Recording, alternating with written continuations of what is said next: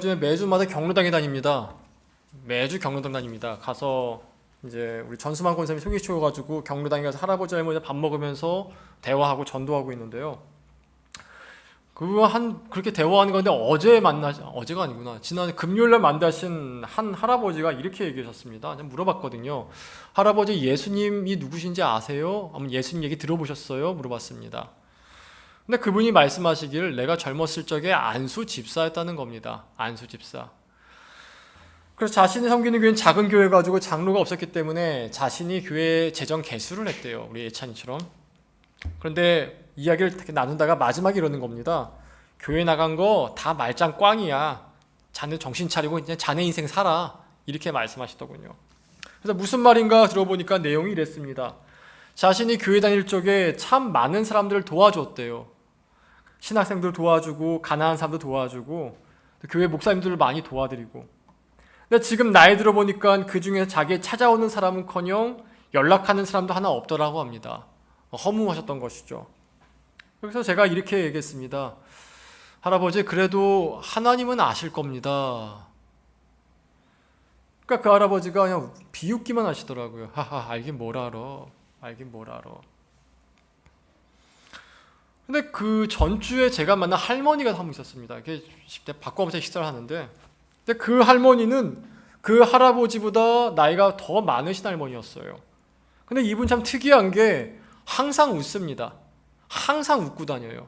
항상 웃으시면서 가만히 있지를 않아요. 가만히 있지 않고 계속 이 사람이 목마르다가 물 갖다 주시고, 이 사람이 배고프다면 밥을 갖다 주시고, 이렇게 하시는 거예요. 알고 보니까 어느 교회 권사님이 있었습니다.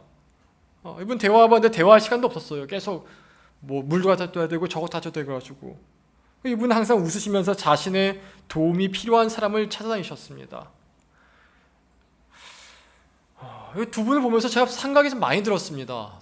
두 분 다 예수님 믿는 분이셨는데 왜 이렇게 차이가 날까? 얘가 예전에 기도원에 좀 다녔을 때가 있었는데 그때 한 나이 많은 목사님이 이런 설교했습니다.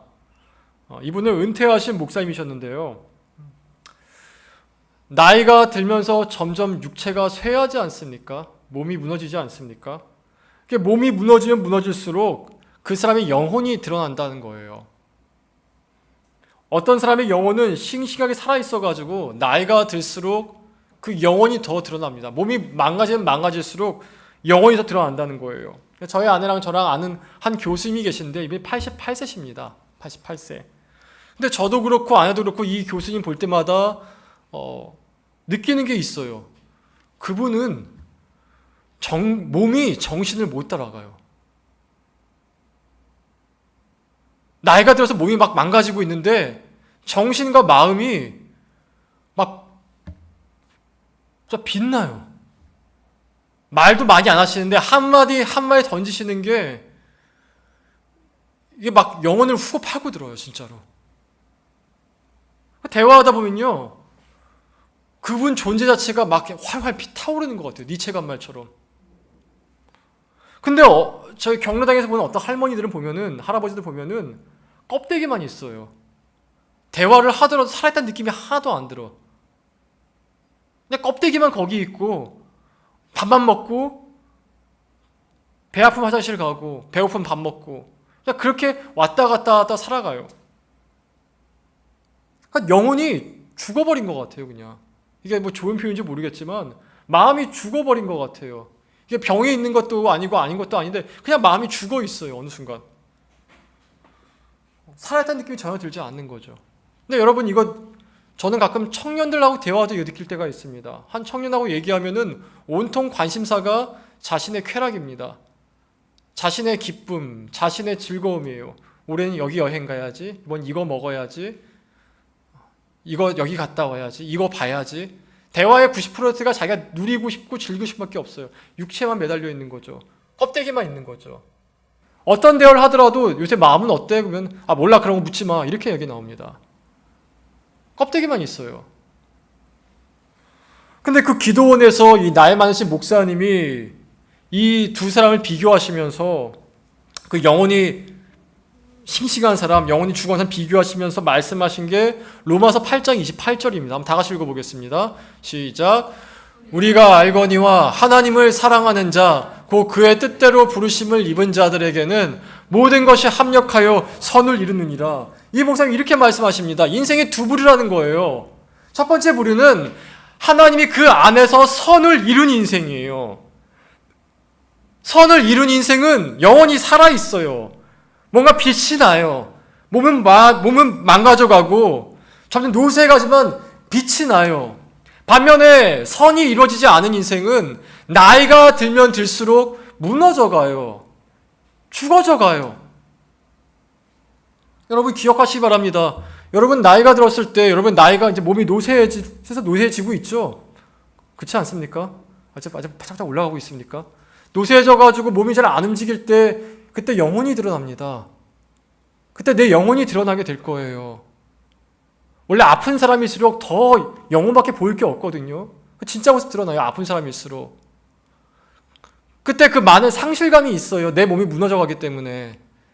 기억도 잘 안 돼요. 손도 잘 안 움직여요. 머리도 떨어져가요. 근데 막 상실감이 느껴져요. 특히 남자들은 은퇴하면은, 여자들은 갱년기 오면은, 폐경이 오면은 막 상실감이 올라온다는 거예요. 그때 내 영혼이 드러나요. 그 영혼이 드러날 때 두 부류를 기억하십시오. 하나님께서 합력하여 선을 이룬 영혼이 있고 선이 이루어지지 않은 영혼이 있다라는 것이죠. 우리는 보통 생각하기를 내 인생을 잘 살려면은 선택을 잘 해야 된다고 생각합니다. 무슨 직업을 해야 될 것인지, 어디 살아야 될 것인지, 어디에 투자를 하고 타이밍이라고 그러죠. 그 타이밍이 잘 맞춰야 내 인생이 좋은 인생이 될 거야. 하지만 성경은 그 타이밍이나 선택보다 더 중요한 게 있다 얘기해요. 그것이 뭐냐면은 하나님 안에 있느냐 거하지 않느냐예요. 하나님 여러분 기억하시기 바랍니다. 선택을 넘어서 역사하세요. 내가 이거 선택하면 망할 것 같고 이거 선택하면 잘 될 것 같고 삼성하면 망할 것 같고 애플하면 잘 될 것 같고 아니에요. 하나님은 선택을 넘어서 역사하세요. 그래서 오늘 말씀하지 않습니까? 모든 것이 합력하여 내 인생에 선을 만들어 가신다는 거예요. 어떤 사람은 최상의 선택했는데 인생이 최악이 돼요. 성실한 사람이란 말이지 아십니까? 성실한 사람, 성공한 실패자, 성공한 실패자가 돼요. 성공했어요. 다 성공했어요. 근데 끝에 보니까 실패했어요. 허무밖에 보이지 않아요. 발명에 실성한 사람도 있습니다. 실패한 성공인. 분명히 실패가 가득해요. 근데 끝에 보니까 그런 성공이 없어요. 대표적인 예가 링컨이죠. 링컨 다 떨어졌어요. 아십니까? 국회의원 떨어지죠. 주지사 떨어지죠. 다 떨어졌어요. 마지막에 그보다 훌륭한 대통령이 아직 미국에 없다고 얘기할 정도 나오지 않습니까? 헬렌 켈러도 그렇죠. 태어나 보니까 눈이 안 보여요. 귀도 안 들려요. 그래서 당연히 말도 못해요. 그거만큼 실패한 인생이 어디 있습니까?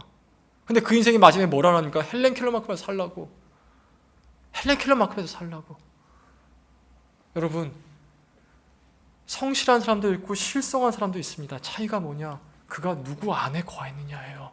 하나님께서 그 안에 선을 이루시면은 내 인생에 아무리 헬렌 켈러 같은 시작이라 할지라도 그 안에 선이 나온다는 거예요. 그 대표적인 예가 다윗입니다. 다윗이 예수님이 이렇게 보여놨어요. 자신을 표현하실 때 내가 다윗의 후손이라고. 다윗은 대단한 사람이에요. 예수님이 자신을 표현할 때 난 다윗의 후손이라 말할 정도였습니다. 근데 다윗이 뭐 잘했습니까? 다윗 잘한 거 골리앗 빼고 한번 얘기해 보십시오. 우리 지금 사무엘 상하 묵상하고 있는데 다윗 잘한 거 기억나십니까? 거의 잘한 게 뭐 사울 한번 용서했다 그거 말고 거의 없어요. 결혼도 11번이나 9번이나 하고 첩도 많았고 젊었을 적에는 장인하고 싸워. 나이 들니까 아들하고 싸워. 근데 다윗의 인생에 그 많은 최악의 선택과 최악의 순간들이 모여서 딱 끝나고 보니까 그렇게 빛나던 인생이 없더라는 거예요. 오늘 본문이 보여줄 게 이겁니다. 다윗이 최악의 선택을 했을 때 그 가운데서 하나님이 어떻게 역사하셨는가요? 오늘 본문의 배경은 다윗이 이스라엘을 떠나 블레셋에 망명했을 때입니다. 예전에 다윗이 사울에 쫓겨다녔거든요. 10년 동안. 그때 한 번 먼저 블레셋에 망명한 적이 있었습니다. 망명했을 때 갑자기 가시라고 하는 선지자가 와서 이렇게 얘기합니다. 다윗이요, 이스라엘 돌아가야 됩니다. 그게 주님의 뜻입니다. 하지만 선지자님, 이스라엘에서는요, 제가 음식을 구할 수도 없고요, 약품을 구할 수도 없고요, 맨날 쫓겨다녀야 돼요. 아무것도 구할 수 없어요. 너무 힘들었어요. 근데 선지자가 이렇게 합니다. 그래도 가야 됩니다. 당신은 거기에 있어야 됩니다. 아무것도 구할 수 없다 할지라도 거기에 있는 게 주님의 뜻입니다. 그것을 믿고 다시 한번 갑니다. 한번 갔는데, 갔을 때 아마 기대가 있었을 거예요. 이제 가면은 뭐 밥이라도 구할 수 있겠지, 약품이라도 구할 수 있겠지, 좀 물이라도 구할 수 있겠지. 웬걸요, 더 어려워집니다. 도와줄 때 배신당하고, 부하들도 일로 들고 일어나고, 너무 힘들어가지고 다윗이 다시 한번 블레셋으로 갑니다. 블레셋으로 가가지고 그 당시 블레셋 왕이었던 아기스에게 자신을 투항하죠. 그러면서 이렇게 말해요. 왕이시여, 제가 이제 매일 혹은 매주 혹은 매달 혹은 자주 이스라엘 약탈해가지고 재물을 갖고 오겠습니다. 그래서 어떻게 했느냐? 다음 슬라이드요. 아말렉을 칩니다. 다윗이 머물던 시글락, 빨간색 있는 이 시글락이었는데, 이 시글락에서 거의 매일매일 가가지고 이 아말렉으로 가서 약탈을 합니다. 약탈을 해가지고, 가만히 있던 아말렉을 약탈해가지고 물건을 갖고 와서 당시 왕이었던 아기스에게 바쳤던 것이죠. 그리고 말할 때마다, 보십시오, 왕이시여, 이것이 이스라엘 약탈하고 온 물건입니다. 전리품입니다. 받아와 주십시오. 이렇게 1년 동안 거짓말을 해가지고 아기스 왕의 환심을 사요. 처음엔 편했겠죠. 좋았겠죠. 하지만 점점 불안해졌습니다. 그리고 4개월 뒤, 1년 4개월 뒤에 어떤 일이 일어나느냐? 블레셋과 이스라엘 간의 전쟁이 일어납니다. 전쟁이 일어났을 때 아기스 왕이 바로 불렀던 게 다윗이었어요. 다윗, 네가 1년 동안 계속해서 이스라엘 쳤다고 했었지? 좋다. 이제 네가 선봉으로 가가지고 저 이스라엘 군인들을 잡아 죽여라. 다윗이 큰 어려움에 빠지게 되죠. 왜냐하면 다윗은 마음으로는 사울 왕이 죽으면 다시 이스라엘 돌아갈 준비를 하고 있었어요. 이제 근데 이스라엘 백성을 죽이고 나면 이스라엘 돌아가지 못하게 됩니다. 또 그렇다 안 나가자가니 자신이 거짓말해가지고 블레셋에서 쫓겨날 것 같기도 했었죠. 그 어려운 가운데 하나님이 도와주셔가지고 블레셋 부하들로 말미암아 전쟁터에 나가지 않게 돼요. 나가지 않게 되가 다시 시글락에 돌아왔는데, 그 시글락에 돌아와 보니까 모조리 불타고 없어졌습니다. 다윗이 평소에 약탈하던 아말렉이 시글락을 쳐가지고 모든 집과 재산을 불살라버리고 심지어 가족들까지도 노예로 잡아가 버린 것이었죠. 그걸 본 다윗의 마음이 너무나 아팠습니다. 한번 4절 읽어보겠습니다. 다 같이 읽습니다. 다윗과 그와 함께한 백성이 너무 가슴이 아파 계속 울었어요. 아마 이랬을 겁니다. 나 때문이라고. 내가 블레셋으로 오지만 않았더라도, 내가 아말렉을 약사하지만 않았더라도, 아니 아기스에게 불렀을 때 전쟁터에 나가지만 않았다 할지라도 내가 어디서 순종하지 않아가지고 내 아들과 내 딸이, 내 아내가 잡혀갔다. 여러분, 여러분의 실수로 여러분의 가족이 죽었다면은 혹은 잡혀갔다면은 그 자책이 얼마나 될 것 같습니까? 덴마크에 이런 통계가 있습니다. 덴마크 통계에서 표본은 작지만 의미 있는 통계라고 생각합니다. 자신의 아들을 잃은 부모 중 아버지의 3분의 2가 3년 내에 죽었습니다. 부모가 있는데 자식이 있지 않습니까? 그 자식을 잃었어요. 어린 나이에 사고로든 뭐든 간에. 근데 그 부모 중에 아버지 중 3분의 2가 3년 내에 목숨을 잃었습니다. 죄책감을 이기지 못해서. 이런 말 있죠. 부모 없는 아이를 고아, 남편 없는 아내를 과부, 아내 없는 남편은 호라비. 하지만 자식을 잃어버린 부모는 지칭할 말이 없다. 표현할 수 있는 단어가 없다라고. 지금 다윗의 심정이 그랬어요. 내 최악의 선택 때문에 이렇게 됐다고. 근데 바닥 밑에 지하실이 있다고 더 최악이 발생했는데, 다윗을 따르던 부하들이 다윗을 죽이려 한 것이에요. 6절 초반부 보겠습니다. 다 같이 읽습니다. 백성들이 자녀들 때문에 마음이 슬퍼서 다윗을 돌로 치자 하니 다윗이 크게 다급하였으나, 다윗을 따르는 사람들까지도 다윗 때문에 자녀와 아내를 잃어버리자 그 분에 못 이겨가지고 슬퍼서 다윗을 돌로 쳐 죽이려고 그랬어요. 그때 다윗이 크게 다급하였다 써 있지만 저게 영어로 이렇게 썼습니다. greatly distressed. 디스트레스는 뭐냐면 스트레스 받다예요. 그레이틀리는 아주 어마어마하게라는 얘기죠. 그러니까 다윗의 스트레스가 극에 달았습니다. 그때 다윗에 뭐가 나왔냐? 다윗의, 이게 중요합니다. 이때 다윗의 습관이 나왔어요. 여러분 성경을 잘 보면은 다윗이 어려울 때마다 습관적으로 한 게 있어요. 그게 뭐냐? 하나님 앞에 엎드리는 거였습니다. 다윗은요, 무슨 문제가 있을 때면은, 사울은 문제가 있을 때는 무당을 찾았죠. 다윗은 문제가 있으면 언제나 하나님 앞에 엎드리기부터 했어요. 그리고 했던 게 회개 기도였습니다. 하나님 잘못했습니다. 제가 잘못했습니다. 이게 습관처럼 돼 있어요, 다윗에게는. 그 다윗이 이렇게 엎드렸을 때 어떻게 됐냐? 6절 후반부 읽어보겠습니다. 다 같이 읽습니다. 그의 하나님 여호와를 힘입고 용기를 얻었더라. 어떻게 용기 얻었는지 몰라요. 어떻게 힘을 얻었는지 몰라요. 근데 그 큰 상실감 가운데 나 때문에 아내를 잃고 아내들을 잃고 딸을 잃고 아들을 잃은 그 가운데 다시 일어나게 됐다는 거예요. 그리고 다시 하나님께 물어봤어요. 하나님, 제가 지금 순종할 게 무엇입니까? 내가 어디에 순종해야 됩니까? 내가 무엇에 순종해야 됩니까? 이렇게 물어봅니다. 물어봤을 때 하나님이 이렇게 대답해 주죠. 8절 읽어보겠습니다. 다 같이 읽습니다. 그를 쫓아가라. 내가 반드시 따라잡고 도로 찾으리라. 여러분, 이거 말은 쉽지 않 되게 어려운 거예요. 왜냐면은 그 아까 지도 근처에 보면 거의 사막이에요. 사막은 발자국이 안 남아요. 그래서 찾아갈 수가 없는 곳이에요. 근데 하나님 말씀하시죠. 네가 쫓아가라. 어딘지 모르는데요. 쫓아가라. 그럼 따라잡고 찾게 될 것이다. 그때 다시 순종합니다. 내가 어떻게 할지 모르는 그때 가운데 무작정 순종해봐요. 무작정 순종하자 정말 하나님 말씀대로 따라잡고 아내를 찾게 되었다라는 것이죠. 여러분, 사람이 언제 힘을 얻는지 아십니까? 내가 지금 뭐 해야 될지 알 때 힘을 얻어요. 내가 지금 뭐 할지 모르면 힘이 없어요. 그리고 이 하는 것에 확신이 얻으면요, 그래도 힘이 없어. 이게 될까? 이게 정말 내 인생에 유익할까? 이거 시간 낭비 아닐까? 이거 어리석은 거 아닐까? 이거 꼭 해야 되는 건가? 이러면 힘이 안 나요. 근데 하나님이 주시는 게 있어요. 내가 움직이게 만드세요. 내가 뭘 움직이게 하시는지 움직이게 만든다라는 것이에요. 여러분, 작은 거라도 괜찮습니다. 아무리 작은 거라도 내가 의미를 찾고 있다면은, 내가 작은 일 하나라도 할 수 있는 게 있다면요, 다시 힘을 얻을 수 있다라는 것이에요. 하나님이 다윗에게 이겁니다. 지금 네가 할 게 있다. 쫓아가라. 쫓아가면은 따라잡게 될 것이고 도로 찾게 될 것이다. 굉장히 두려웠을 겁니다. 사막 가운데 길 찾는 건 정말 어려운 것이니까요. 방향 찾기가 어려워요. 근데 신기하게 찾다라는 것이에요. 신기하게 되더라라는 것이에요. 잡아서 결국에는 아내와 딸을 찾고 전리품도 찾게 되었던 거죠. 그리고 그 이후에 다윗이 마음을 바꿉니다.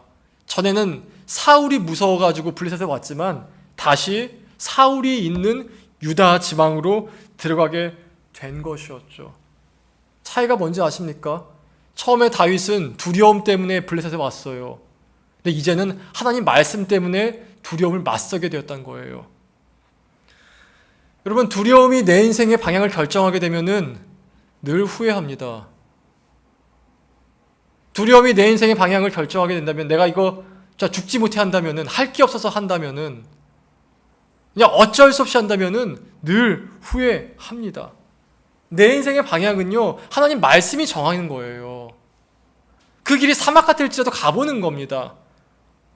우리가 선택하는 것들 잘 보면은 대부분의 동기가 두려움 때문에 볼 때가 있습니다. 이거 안 하면 돈 못 벌 것 같아서, 이거 난 불행해질 것 같아서, 이거라도 없으면 내 삶에 어려움이 닥칠 것 같아서, 이렇게 정말 될까? 이렇게 살다가 미래에 내가 불행해지지 않을까? 그렇게 두려움으로 하여금 내 인생의 방향을 결정하게 만듭니다. 그러나 주님이 인도하시는 건 정반대예요. 주님이 인도하시는 건요, 내가 자유롭게 살기 원하세요.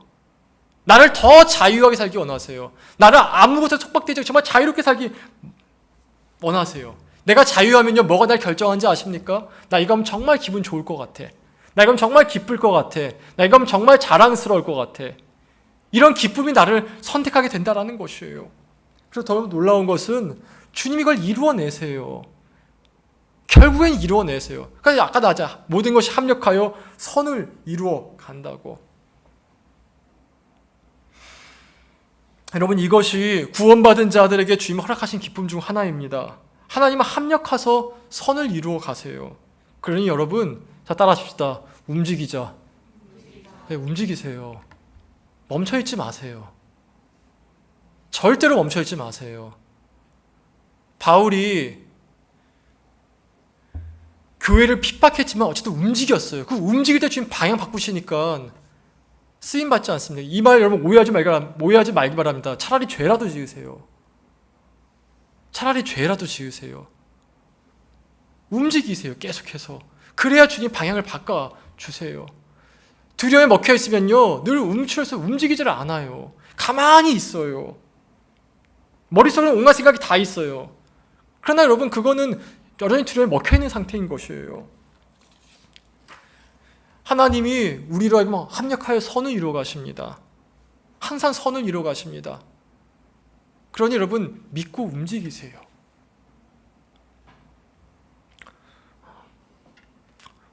지난주 토요일 말씀을 맺습니다. 저희 요즘에 전도하는 게 참 재밌어졌습니다. 팝콘 전도하는 게. 그래서 혼자도 하고 뭐 하고 있는데, 그 전도한 계기가 있었습니다. 지난주 토요일에 갑자기 전도하겠다는 마음이 들었어요. 그래서 은혜랑 나랑 둘이 있었는데 은혜한테 물어봤습니다. 은혜야, 아빠랑 전도할까? 전도해, 좋아. 은혜랑 둘이 나갔습니다. 팝콘을 세팅하고, 팝콘을 멋있게 세팅하고, 팝콘을 주고 전도지를 주었죠. 근데 노방전도 해보시면 알겠지만 손이 막 이거 잘 안 젖어요. 왠지 부끄러워요. 저도 그랬어요. 부끄럽고 뭐 그런 거예요. 근데 이제 은혜는 부끄러운 게 없거든요. 그래서 은혜한테 시켜가지고, 은혜야, 저 사람 팝콘 하나 주고, 팝콘 주면 애들 주고 받더라고요. 다 받아요. 근데 저기 뒤에 계신 할머니 한 분이 계셨습니다. 할머니 있어가지고 은혜 뭐 가져다 드리려고 했더니만 조화를 가져다 주더랍니다. 할머니가 은혜가 기특하신지 머리를 쓰다듬어 주셔가지고 인사드렸더니만 그분이 이렇게 말씀하셨어요. 자신이 원래 교회 집사였답니다. 교회 집사였는데 뇌경색에 걸린 이유로 교회에 못 나가게 되었다 했어요. 그래서 잠깐 제가 거기 앉아가지고 할머니 이야기를 듣고 기도해 주셨습니다. 그 기도해 드리는데 주님이 저에게 이런 마음을 주셨어요. 전도할 때 가장 큰 두려움은요, 거절당할까봐 두려움입니다. 이게 될까? 온갖 다 듣죠. 난 기지상 안 맞아. 이렇게 하면 오히려 사람들 안 받아. 난 부끄러워, 창피해. 다 맞습니다. 그러나 그건 표면적 이유고 심층적인 두려움이 있습니다. 거절당할까봐의 두려움, 창피할까봐의 두려움. 근데 그 순간에 내가 그 할머니를 기도하는 그 순간에 그 할머니 표정이 눈에 들어왔어요. 표정이 눈에 들어오면서 그 할머니를 어떻게 기도해 줄까가 마음에 들기 시작했습니다. 그 다음부터는 팝콘 들고 전도하는데 지나가는 사람들의 표정이 보이더군요. 표정이 보이면서 그 사람 표정을 보고 기도해 주었습니다. 저도 지금 여러분 표정을 보고 있습니다. 어떤 사람 졸리고, 어떤 사람은 안 듣고, 어떤 사람은 집중하고 있고. 표정을 보면 대충 우리는 다 얼굴이 얇아가지고 얼굴에 써 있어요. 듣고 있나 안 듣고 있나가. 전도도 그렇더라고요. 그러면서 이제 그 사람 자체에 대해서 관심이 생기기 시작했어요. 관심이 생기니까 전도가 아니라 그 사람들 위해 기도하게 되더군요. 그래서 지난주 토요일부터 제가 전도하는데 정말 자유로웠습니다.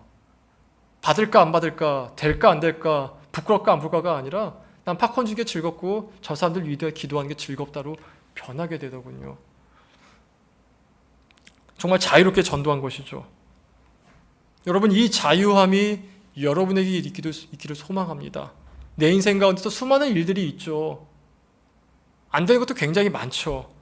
그럴 때마다 두려움이 나로 하여금 결정하게 하는 것이 아니라 주님이 말씀이 결정하게 하세요. 주님은 합력하여 선을 이루어 가세요. 어거스틴이 이렇게도 얘기했어요. 심지어 우리의 죄까지도 합력하여 선을 이루게 될 것이라고 말이죠. 언제나 그리스도 안에 거함으로 말미암아서 누구보다 자랑스럽고 기쁨 있게 되어 나이가 들어서 내 육체가 무너질 때 껍데기만 남는 것이 아니라 빛나는 영혼이 남기를 진심으로 기원합니다. 우리